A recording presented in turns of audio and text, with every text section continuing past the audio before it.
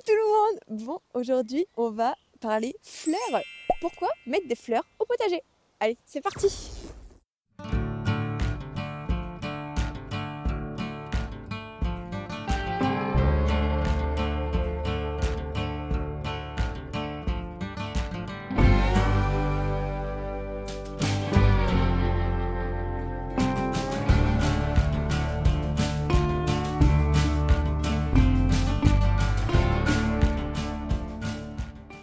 Du coup, bon, désolé, on n'a pas du beau temps, j'ai un petit peu froid.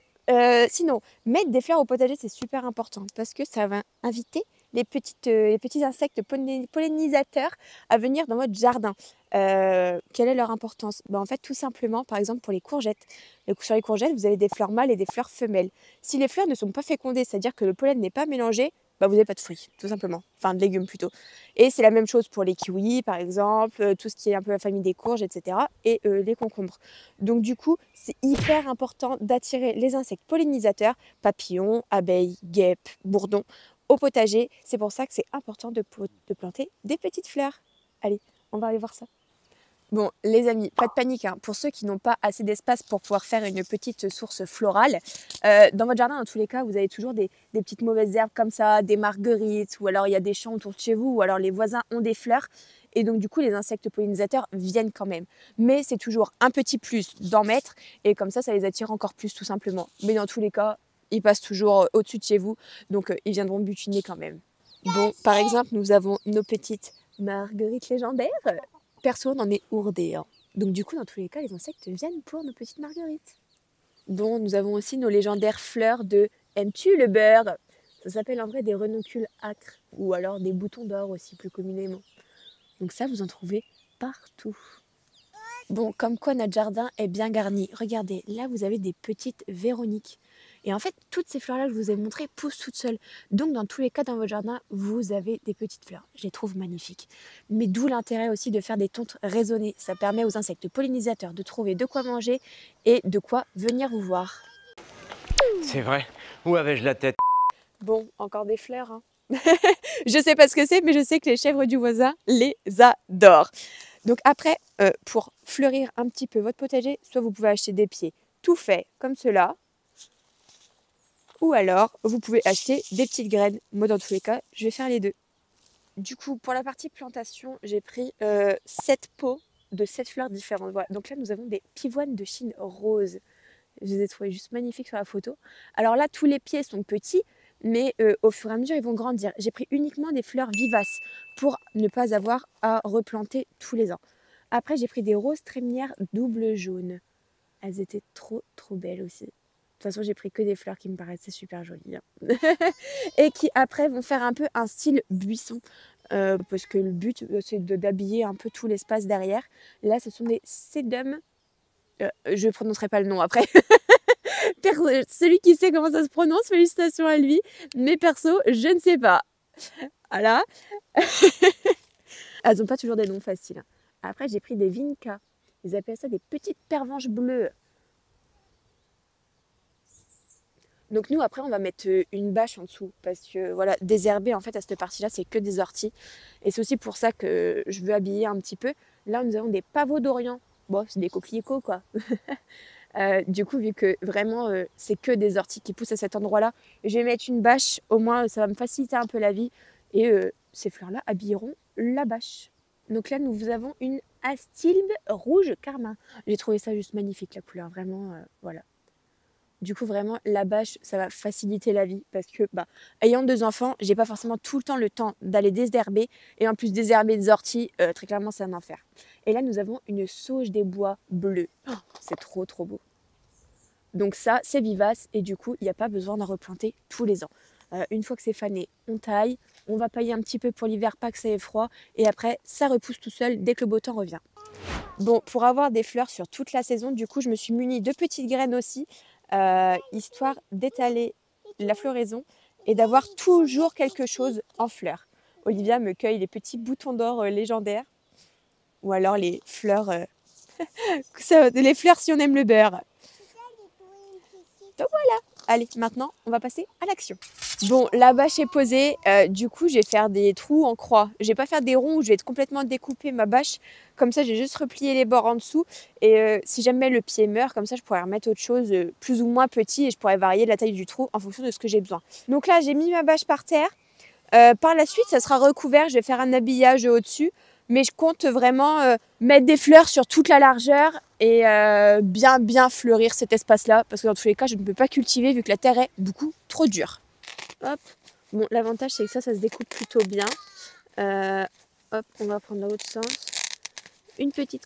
Aïe aïe. Une petite croix. Hop, on replie les petits bords comme ça. Et après, on n'a plus qu'à venir faire notre petit trou. Donc l'avantage de ces bâches là, c'est que ça va vraiment limiter ma prolifération d'orties. Voilà, vraiment, c'est très compliqué. Et vu que la terre elle est super dure ici et que j'ai beaucoup de racines, dans tous les cas, en fait, je peux rien planter en culture. Je mets la terre là et en fait après je vais venir la remettre dans le trou pour reboucher le trou que j'aurais fait. Donc j'ai vraiment pris des choses avec des cultures espacées. Par exemple ça fleurit de septembre à octobre et ça fleurit de juin à septembre. Donc j'ai vraiment pris des fleurs pour avoir une floraison sur la longue durée et pas juste à un instant T quoi. Allez, on va mettre la première petite botte. Vraiment, je suis grave embêtée avec mes allergies, c'est très problématique. Ceux qui ont des allergies comme moi sauront de quoi je parle. Mais alors, le nez qui coule, la gorge qui gratte, ça y va à foison. Toc. Donc, j'ai fait mon petit trou, j'ai mis ma petite botte et je vais venir remettre la terre. Hop là. Donc ça, c'est une racine d'ortie, on va pas la remettre, hein, très clairement. Voilà. Donc après, la bâche, vraiment, elle sera bien habillée. Ça va faire un petit truc joli. Il va vraiment falloir que je me dégote tout ça. Je ne sais pas encore si je vais mettre des pierres blanches ou autres. Mais c'est à travailler, c'est à travailler. Alors, il y a une petite fleur là. Donc.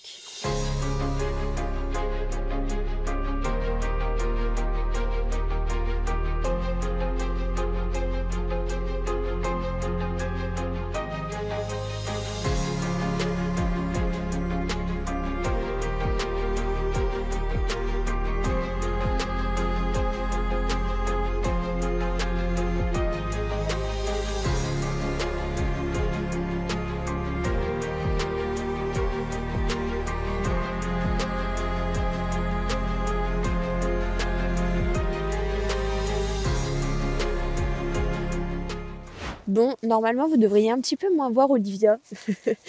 En effet, je n'étais pas pour, mais quand je vois comment elle s'éclatait dedans chez ses cousins-cousines, bon, bah j'ai fini par dire oui. On a récupéré un trampoline, donc du coup, elle passe tout son temps dedans. Oui, oui.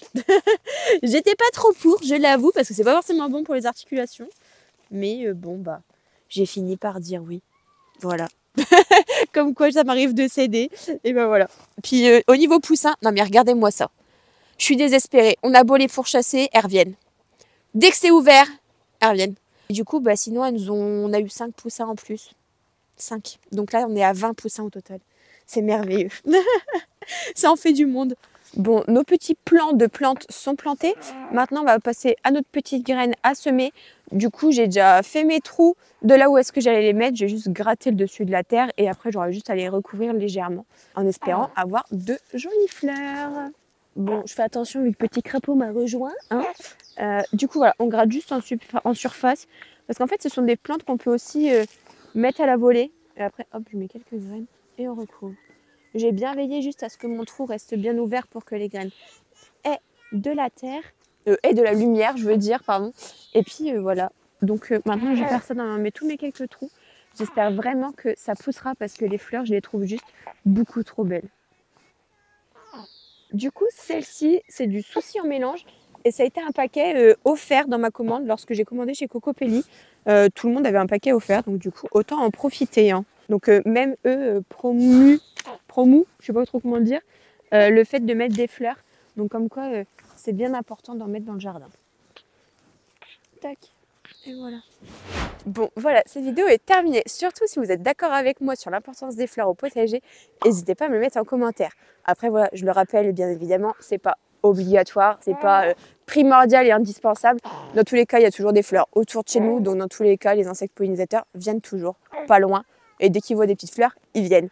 Après, si vous en avez dans votre jardin, ça les incite encore plus à venir. Donc voilà, c'est un petit plus quoi. Puis ça fait un petit peu de couleur, un petit peu de déco, non? Ça fait un petit peu chouette. Donc voilà. Allez, et surtout, n'hésitez pas à vous abonner. C'est hyper important et activer la petite cloche comme ça, vous loupez pas de vidéo. Monsieur tête sa main, désolé. Et puis, on se retrouve très vite pour une prochaine vidéo. Je vous fais des gros bisous et je vous dis à très vite. Ciao,